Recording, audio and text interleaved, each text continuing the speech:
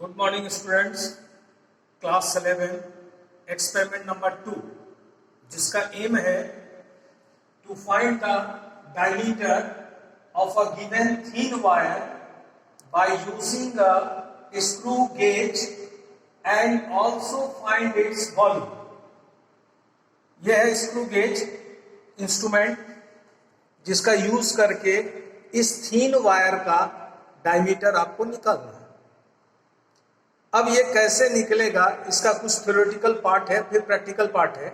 ये दोनों को अलग अलग बता रहे हैं। पहले थ्योरेटिकल पार्ट में आपको यहाँ थ्योरी देख लेना होगा। यहाँ देखिए, सबसे पहले लिखा हुआ है पिच।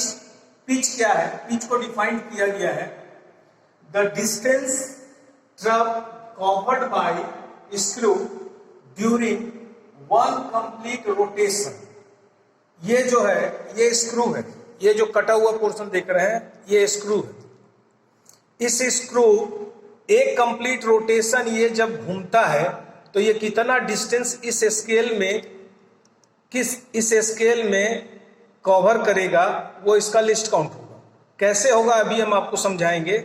आपको सिर्फ इतना जान लीजिए कि इसको बंद करने के बाद ये बंद हो गया। अब इसको एक कंप्लीट रोटेशन हम पीछे घुमाते हैं तो यहाँ लीनियर स्केल एक है, इसमें कितना डिवीजन खुलेगा उस डिवीजन का वैल्यू आपको रीड करना है और वही उसका पिच कहलाएगा।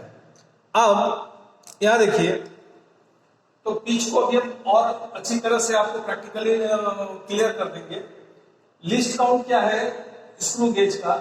Pitch divided by total number of division on circular scale. ये सर्कुलर स्केल है आपका। सर्कुलर स्केल में ये स्क्रू गेज है, इसका ये सर्कुलर स्केल है। इसमें टोटल डिवीजन है 100। यहाँ देखिए 0 लिखा हुआ है इस जगह, उसके बाद 10, 20, 30, 40, 50 ऐसे बढ़ते हुए आगे गया है। ये 90 या 90 के बाद फिर आ जाता है 0। ये टोटल डिवीजन हो गया 100। तो टोटल डिवीजन सर्कुलर स्केल में है 100। अब पिच निकलता कैसे है वो पहले देख लीजिए। अभी सर्कुलर स्केल का 0 आप देखेंगे यहां पर है, यहां इस जगह पर है, और यहां पर एक रेफरेंस लाइन है। आपको अभी हम दिखा रहे हैं रेफरेंस लाइन।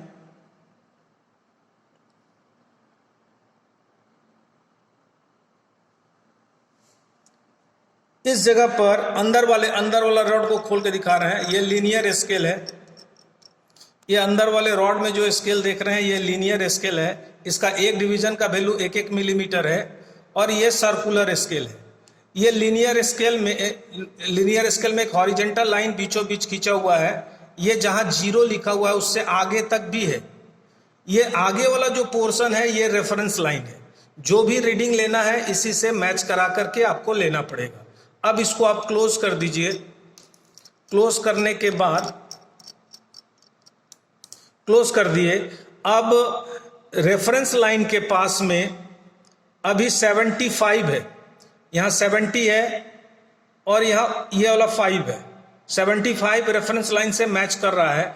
इसको एक रोटेशन घुमाइए पीछे और फिर 75 जहां था वहां ला करके फिर उसको छोड़ दीजिए।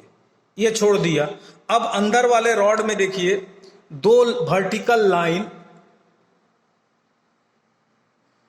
वर्टिकल लाइन आपको नजर आ रहा है। एक पहला 0 उसके बाद वाला।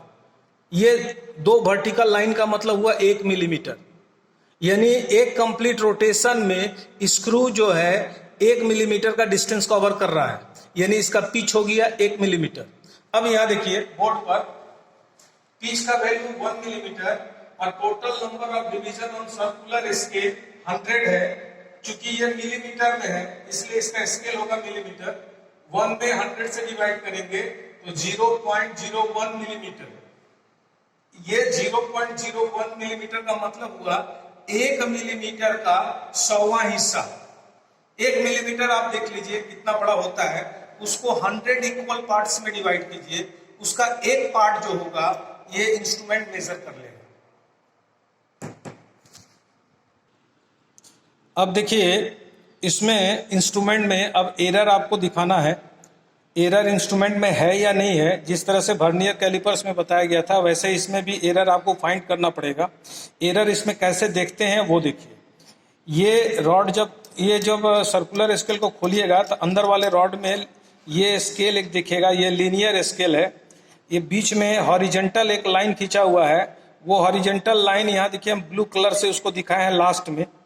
ये ब्लू कलर जो है ये रेफरेंस लाइन है।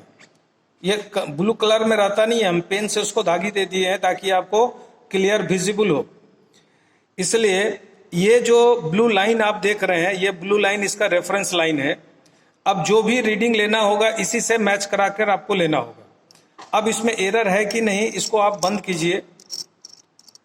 अगर एरर नहीं होगा तो सर्कुलर स्केल का 0 और ये रेफरेंस लाइन दोनों कोइंसाइड कर जाएगा। अभी देखिए रेफरेंस लाइन आपको यहां दिख रहा होगा और सर्कुलर स्केल का 0 ऊपर चला गया, आगे बढ़ गया, यानी दोनों कोइंसाइड नहीं है।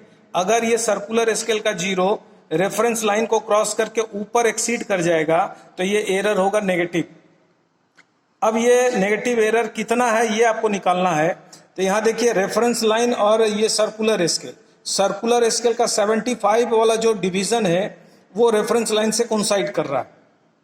तो 75 इधर हो गया। अब 75 से 80 में 5 डिवीजन है, 80 से 90 के बीच में 5 डिवीजन है और 90 से 0 के बीच में 10 डिवीजन है। तो 10 + 10 + 5 यानी 25 डिवीजन सर्कुलर स्केल का 0 एक्सीड कर गया है। तो ये 25 डिवीजन इसका एरर हो गया। अब इस एरर को कॉपी में लिखना है। यहां देखिए कॉपी में एरर 25 इनटू लिस्ट काउंट अभी आपके सामने हम लोग निकाल के दिए थे 0.01 मिलीमीटर। अब ये एरर जो है ये नेगेटिव एरर है, यहाँ नेगेटिव लिख दीजिए, नेगेटिव एरर है। अगर नेगेटिव एरर का मतलब है कि इंस्ट्रूमेंट इतना रीडिंग कम मेजर कर रहा है, और अगर पॉजिटिव एरर रहेगा तो इंस्ट्रूमेंट उतना रीडिंग ज्यादा मेजर कर रहा है। पॉजिटिव रीडिंग कैसे होगा, यहाँ देखिए, इसको हम पॉजिटिव करके दिखा रहे हैं। ये अगर सर्कुलर स्केल का 0 रेफरेंस लाइन के नीचे रहे, रेफरेंस लाइन के नीचे चला गया देखिए, तो ये एरर है पॉजिटिव। अब ये रेफरेंस लाइन से सर्कुलर स्केल का 0 कितना डिवीजन नीचे चला गया वो डिवीजन आप काउंट कर लीजिए सर्कुलर स्केल का और उसको आप कॉपी में लिख दीजिए। तो अभी यानी पॉजिटिव एरर का मतलब हुआ उतना रीडिंग इंस्ट्रूमेंट क्या कर रहा है, ज्यादा शो कर रहा है, और नेगेटिव एरर का मतलब हुआ उतना रीडिंग जो आ रहा है एरर वो उतना रीडिंग वो कम शो कर रहा है, कम मेजर कर रहा है। तो ये अगर करेक्शन, अगर इसका एरर अगर नेगेटिव है तो करेक्शन हो जाएगा पॉजिटिव, यानी उसमें प्लस कर देना होगा डायमीटर में पिछले प्रैक्टिकल की तरह, और पॉजिटिव एरर होगा तो उतना माइनस कर देना होगा। तो ये आपका एरर हो गया। अब आइए इसका रीडिंग, ये थिन वायर है, इसका डायमीटर निकालना है। इसका डायमीटर निकालने के लिए अब इसको हम एक रोटेशन ऐसे घुमाएंगे और इसको इसमें दाब करके, इसको रीचेट इसको कहते हैं, रीचेट पकड़ के घुमा दिए, ये आवाज करेगा स्प्रिंग की तरह, ये आवाज करेगा, ये रुक जाना है। इसके बाद रीडिंग लेना है। रीडिंग कैसे लेंगे, तो सबसे पहले यहां देखिए टेबल में देखिए, सबसे पहले लीनियर स्केल अंदर वाला स्केल है और सर्कुलर स्केल ऊपर वाला स्केल है। तो लीनियर स्केल ये अंदर वाला है। लीनियर स्केल में यहां देखिए 0 वाला वर्टिकल लाइन खींचा हुआ है, एक ही लाइन नजर आ रहा है, एक ही लाइन नजर आ रहा है। इसका मतलब एक ही लाइन का मतलब हुआ 0 है, तो लीनियर स्केल का रीडिंग हो गया 0। अब सर्कुलर स्केल रीडिंग देखना है, तो सर्कुलर स्केल का कोई एक डिवीजन, ये जो रेफरेंस लाइन आप ब्लू वाला देख रहे हैं, इससे कोइंसाइड करेगा। अब ये कितना कर रहा है वो अभी हम आपको देख के बताते हैं। 27 सर्कुलर स्केल का ये रेफरेंस लाइन है, ये रेफरेंस लाइन, और ये यहां पर है 20, उसके बाद 25 और 2 डिवीजन उससे ऊपर 25 से कोइंसाइड कर रहा है सर्कुलर स्केल का। तो यहां पर आप लिखेंगे लीनियर स्केल हो गया 0 और सर्कुलर स्केल हो गया 27, और इनटू लिस्ट काउंट करना है, इनटू लिस्ट काउंट करना है। तो लिस्ट काउंट तो इसका है 0.01, अब इसको और इसको ऐड करके यहाँ लिख देंगे, तो ये तो 0 ही है, इस यहाँ पर हो गया 0.27, ये मिलीमीटर में आ रहा है। अब यहाँ करेक्शन करना होगा। अब ये रीडिंग चूंकि नेगेटिव एरर है तो इतना इसमें प्लस हो जाएगा, तो ये यहाँ पर इसका आ रहा है 0.25 मिलीमीटर, ये रीडिंग इसमें प्लस हो जाएगा, तो यहाँ करेक्टेड रीडिंग हो जाएगा 0.52, ये करेक्टेड रीडिंग हो गया। यानी जितना भी रीडिंग लेंगे सब में ये रीडिंग जो है सो ऐड करना पड़ेगा। अगर नेगेटिव एरर है, अगर पॉजिटिव एरर रहता तो इतना क्या करते, ये सब रीडिंग में उतना माइनस करके तब यहाँ लिखते। अब इसका एवरेज निकाल देंगे तो डायमीटर हो जाएगा। इसी तरह से और भी आप रीडिंग इसका प्लेस चेंज करके, वायर का प्लेस चेंज करके और भी रीडिंग ले सकते हैं। इसको खोल दिया, अब इसके दूसरे प्लेस में आगे बढ़ा करके फिर इसको रिचेट को घुमा करके इसको टाइट कर दिया, फिर यहाँ से आप रीडिंग ले सकते हैं। इस तरह से आप बहुत सारा रीडिंग ले सकते हैं। अब ये सारा रीडिंग आपको हम लेकर के फिर दिखाते हैं।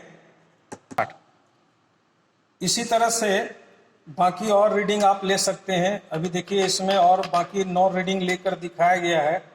पहला बार 27 सर्कुलर स्केल का मैच किया था, दूसरा बार भी 27 किया, तीसरे बार 26 मैच किया। ये अलग भी हो सकता है, ये अलग भी हो सकता है, ठीक है, और सेम भी आ सकता है, क्योंकि वायर कहीं मुड़ा हुआ है, कहीं थोड़ा पतला होगा, तो इसके कारण इसका ये जो रीडिंग है इसमें थोड़ा बहुत अंतर आ सकता है। ये लीनियर स्केल में अंतर नहीं आएगा, इसलिए नहीं आएगा कि इसका जो डायमीटर है ऑलमोस्ट कांस्टेंट है, तो और ये जो लीनियर स्केल है वो मिनिमम 1 मिलीमीटर मेजर करता है। 1 मिलीमीटर से जो छोटा हिस्सा होगा वो सर्कुलर स्केल मेजर करेगा, इसलिए जो भी डिफरेंस आएगा वो सर्कुलर स्केल में आएगा, ये लीनियर स्केल में नहीं आएगा। इसलिए किसी भी जगह वायर के किसी भी पार्ट पर पकड़िएगा तो ये ऑलमोस्ट यूनिफॉर्म है, तो हर जगह इसका लीनियर स्केल क्या आएगा, सेम आएगा। इसलिए लीनियर स्केल सब जगह सेम है। सर्कुलर स्केल में थोड़ा बहुत अंतर आया है, 27, 27, 26, 27, 27, 25 ऐसे करके ये अलग अलग मैच किया है रेफरेंस लाइन से। अब इसको लिस्ट काउंट से मल्टीप्लाई कर दीजिए, अब ये और ये रीडिंग ऐड कीजिएगा तो ये आ रहा है। अब इसमें फिर ये करेक्शन, ये जो एरर आपको दिखाए थे, ये एरर नेगेटिव है, इतना सब में ऐड कर दिए तो ये रीडिंग आ गया, ये करेक्टेड रीडिंग है।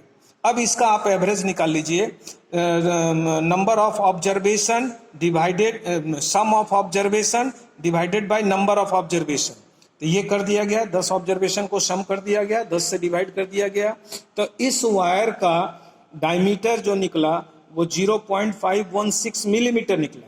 अब इसका वॉल्यूम भी निकालना है, तो इस वायर का लेंथ स्केल पर मिलीमीटर में मेजर कर लेना है। ये यहाँ देखिए ऑलमोस्ट इस थोड़ा सा टेढ़ा है, इसको अगर बढ़ा देते हैं तो ये 7.5 सेंटीमीटर आ रहा है, इसको मिलीमीटर में बदल देंगे तो 75 मिलीमीटर होगा। इसलिए लेंथ ऑफ वायर 75 mm हम ले लिए, क्योंकि ये डायमीटर मिलीमीटर में है इसलिए वायर का लेंथ भी मिलीमीटर में होगा। अब इसका वॉल्यूम निकालेंगे इस वायर का, तो चूंकि ये सिलेंड्रिकल शेप है इसलिए πr²h, पाई का वैल्यू 3.14, डायमीटर ये है डिवाइडेड बाय 2 का स्क्वायर, और ये h हो गया। इसको जब आप कैलकुलेट करेंगे तो ये आ रहा है 16.09 मिलीमीटर क्यूब। यानी इस वायर का हम डायमीटर भी निकाल लिए और इस वायर का हम लोग वॉल्यूम भी कैलकुलेट कर दिए। ये हुआ एक्सपेरिमेंट नंबर 2। अब एक्सपेरिमेंट नंबर 3 के लिए नेक्स्ट वीडियो का आपको इंतजार करना पड़ेगा। Thank you.